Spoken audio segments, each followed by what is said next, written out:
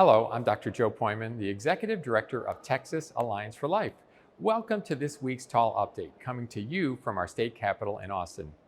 It's been a year since the Supreme Court overturned the terrible Roe v. Wade decision at 9:10 a.m. on June 24th, 2022. Let's spend a few minutes looking at the pro-life gains since then.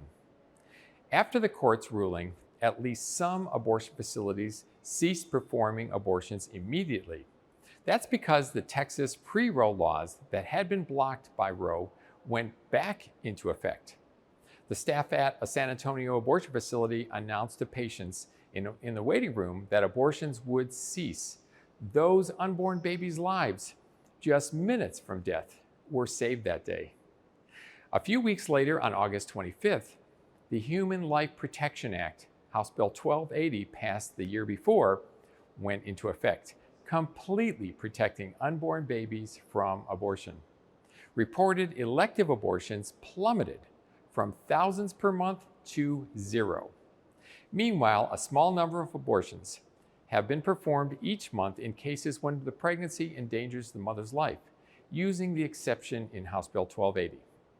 Hundreds of pregnancy centers, maternity homes, and adoption agencies in Texas have provided resources to thousands of women with unplanned pregnancies each month.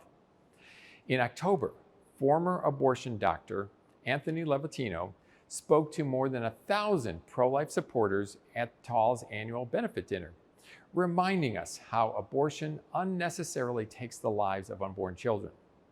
The November elections in Texas were extraordinarily successful with the re-election of Governor Greg Abbott, Lieutenant Governor Dan Patrick, and solid pro-life majorities in the state Senate and House. Pro-life Representative Dade Phelan was easily re-elected to be Speaker. In January, thousands of pro-lifers from across the state joyfully heard Governor Abbott address the Texas Rally for Life at the Capitol in Austin right here. In April, TAL sponsored a news conference to oppose adding exceptions to the Human Life Protection Act for abortions on babies conceived in rape, babies who have life-limiting or fatal illnesses, and other reasons. All 10 bills that would have added these exceptions were defeated. In May, San Antonio Prop A, which would have decriminalized abortions, was defeated in a landslide 72 to 28 vote. Our political action committee played a significant role. This spring, the legislature passed and Governor Abbott signed a number of substantial pro-life measures. Funding for the highly successful Alternatives to Abortion program was increased by 65% to $165 million. The legislature passed several bills to help pregnant or parenting college students.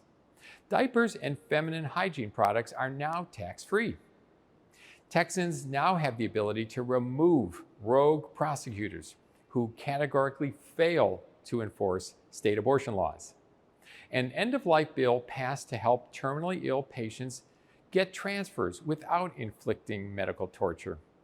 In June, our 29th annual Walk for Life has been one of our best ever. Pregnancy centers and adoption agencies are seeing a massive increase in clients.